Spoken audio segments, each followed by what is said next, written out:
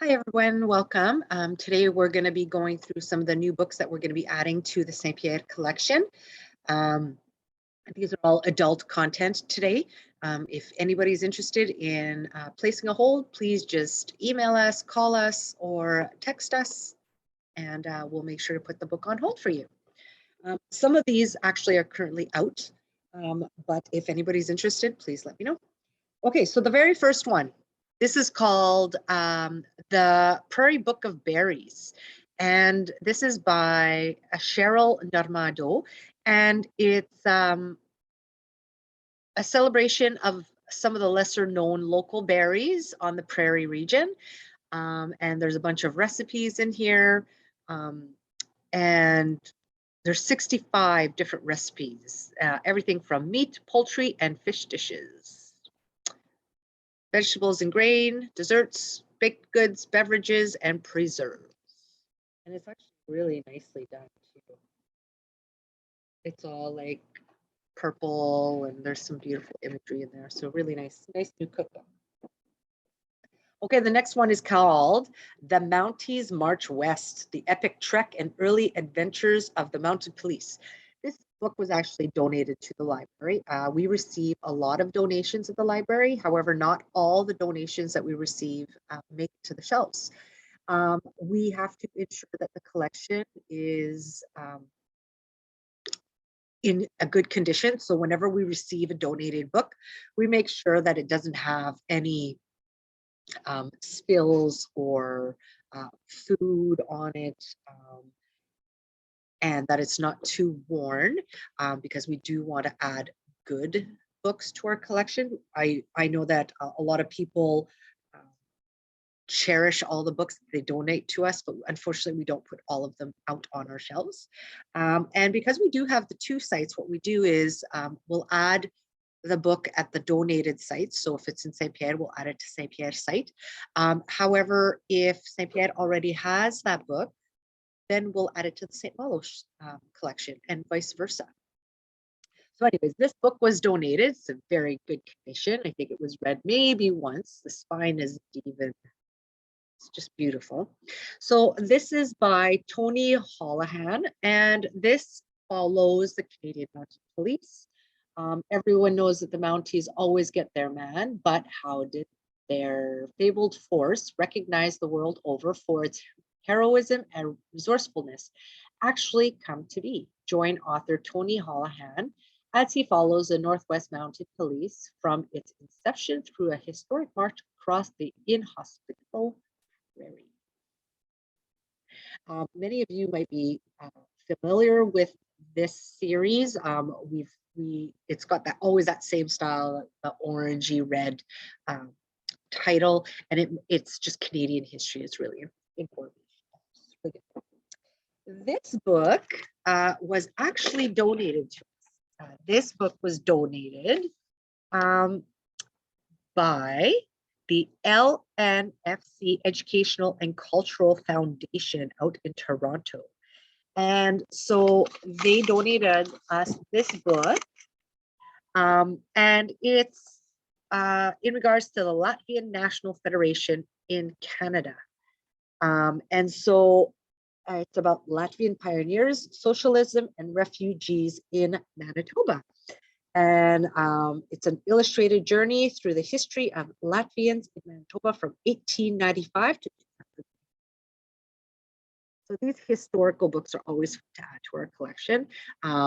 Similarly, family history books or genealogy books, we're always adding those to our collection as well. So anyways, Latvian history in Manitoba.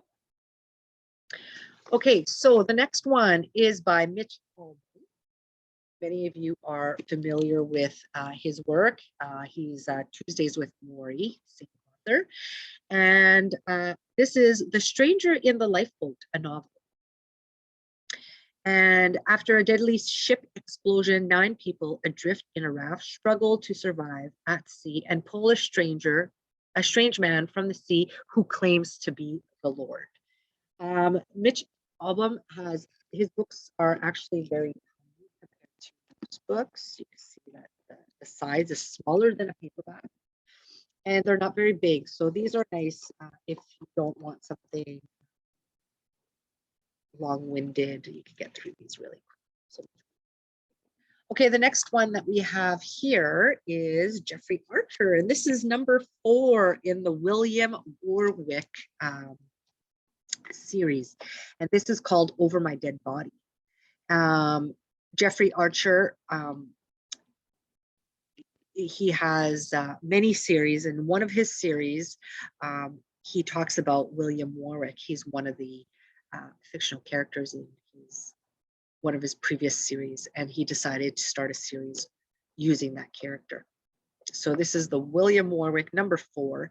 And in London, the Metropolitan Police have set up a new unsolved murder unit, a cold case squad, to catch the criminals nobody else can.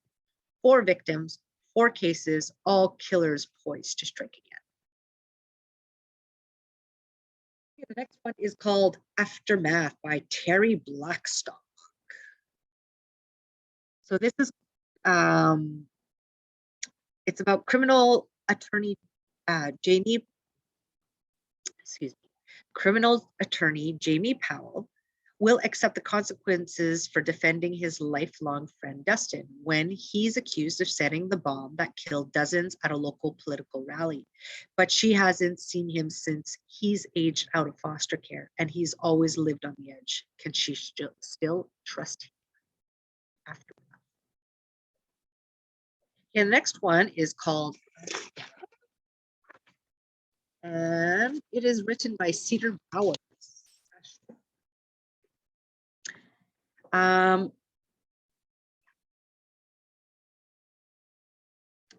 So this is a work of fiction raised on a remote BC commune by a neglectful father. Astra Bryn eventually leaves for Calgary when she struggles to find her way in the world.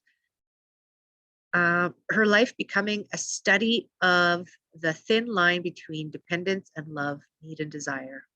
As her path intersects with others, often only briefly, but always intensely, she will encounter people who, by turn, want to rescue, control, become, change, and escape her, revealing difficult yet shining truths about who they are and what they yearn for. And so this is a beautifully constructed and revelatory novel. Astra explores what we're willing to give and receive from others, and how well we ever really know the people that we love the most. Okay, so these next couple of books are actually out, but I made some photocopies so I could show you the covers. The Child. This is the latest Jack Reacher novel. This is number 26, and it's called Better Off Dead. So Reacher isn't one to back down from a fight, and when a shadowy crew raises the stakes, he won't hesitate to teach them a lesson. When you pick up a fight with Reacher, you're better off dead. The next one is by Grisham, John Grisham, and this is called The Judge's List. As an investigator for the Florida Board on Judicial Conduct, Lacey Stoltz sees plenty of corruption among the men and women elected to the bench. In The Whistler, she took on, oh yeah, this is number 2 in this series, by the way. So the first one was called The Whistler. So in The Whistler, she took on a crime syndicate that was paying millions to a crooked judge. Now, in The Judge's List, the crimes are even worse. The man hiding behind the black robe is not taking bribes, but he may be taking lives. Okay, and the next one is called The Apollo Murders. And this is by Chris Hadfield. So Chris Hadfield is a Canadian astronaut. And this is a Cold War thriller from the dark heart of the space race, the far side of the moon, 1973. 3 astronauts are trapped in a tiny Apollo module, and one of them has murder on the mind. As Soviets and American crews sprint for a secret bounty hidden away on the moon surface, Old rivalries blossom and the political stakes are stretched to breaking point back on Earth. And so this is interesting because Chris Hadfield is a Canadian astronaut. He lived in space for months on end. And so now he's trying his hand at fiction writing. And yeah, so I'm sure he's got he's obviously has firsthand experience with how it actually is to be in space. And so I'm sure this is very insightful and intriguing with them.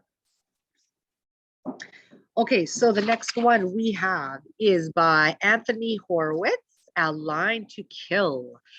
So invited to an exclusive literary festival on the island off the English coast, Hawthorne and Horowitz find themselves investigating a murder amidst a local feud over a disruptive power line. So a line. Next one is by Connie Goulden and is called The Gates of Athens. So a Persian king stands at last on Greek soil. His immortals have come to raise the cities of the West. The Athenians are hopelessly outnumbered. The gods are silent, and they have all. Sorry, guys. All they have is the shield line. Xanthippus takes a breath. If they cannot stand, all Greece will fall. Historical right. Okay, the next one is Karen Kingsbury. We have a lot of people who love her books, and this is called Forgiving Paris. And more than 2 decades ago, Ashley Baxter Blake made her most grievous mistake in Paris. Now, a forgotten voice brings new information about the terrible time, causing Ashley to see the experience in a new light. Can she finally lay down yesterday's pain and move on? Forgiving Paris. The next one is a biography, and it's called The Education of Augie Marasti. This is a residential school memoir. And it's written by Joseph August Marasti with David Carpenter. And so now a retired fisherman and trapper, the author was one of the estimated 150,000 First Nation Inuit Métis children who were taken from their families and sent to government-funded, church-run schools, where they were subjected to a policy of aggressive assimilation. As Augie Marasti recounts, these schools did more than attempt to mold children in the way of white society. They were taught to be ashamed of their native heritage, and as he experienced, often suffered physical and sexual abuse. But even as he looks back on this painful part of his childhood, Marasti's sense of humor and warm voice shine through. The new edition includes a learning guide that deepens our understanding of the residential school experience, making it an ideal for classroom and club use.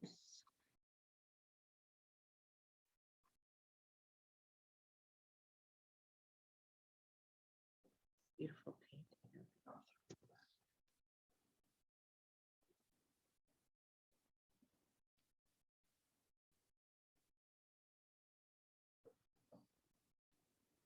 Okay, the next one is Up Ghost River, a chief's journey through the turbulent waters of Native history. This is written by Edmund Matatawabin. Edmund Matatawabin tells the story of his years as a child in the 1950s in St. Anne's, one of Canada's worst residential schools, and the healing he found from his alcoholism and PTSD through his reconnection with his Cree culture. St. Anne's is not the same St. Anne's here in Manitoba. It is actually in northern Ontario. An institution now notorious for the range of punishments that Sabbath teachers would put on students.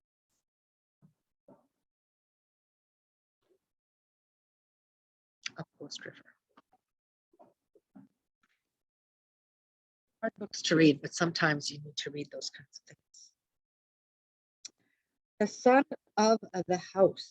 And this is by Chaluchi One Malukmi Onyobia. Some of these authors, I'm sorry, I butcher their names. So this is a debut, her debut novel set against 4 decades of vibrant Nigeria and celebrates the resilience of women as they navigate and transform what remains a man's world. So it actually follows 2 women.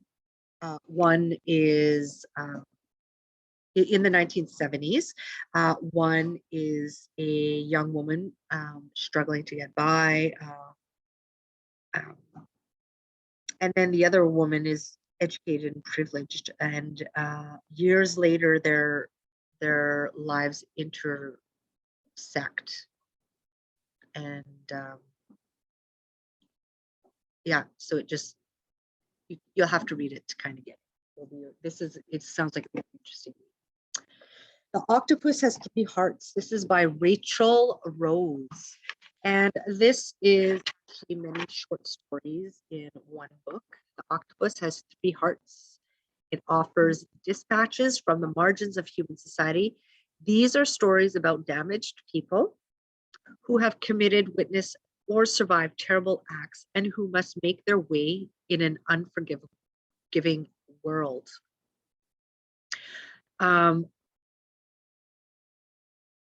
It actually intersects, so her flawed and broken characters, who may range far from readers' own lived experience, reveal universal elements of the human condition and the curious redemption of the human-animal bond.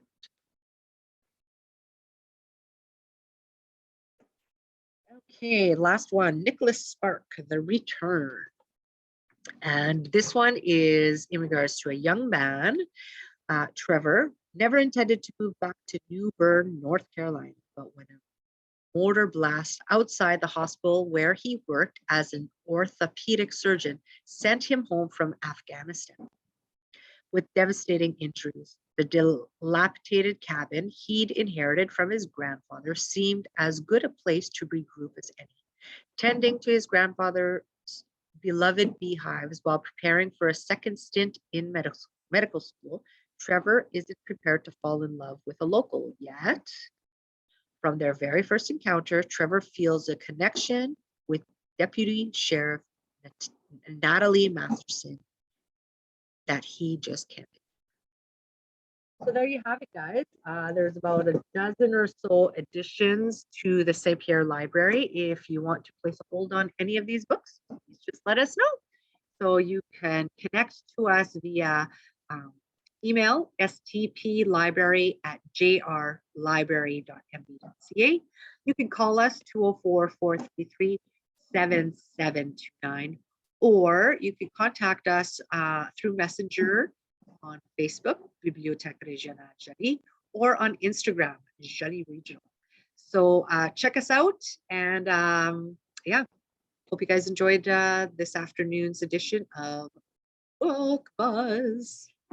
Bye, guys.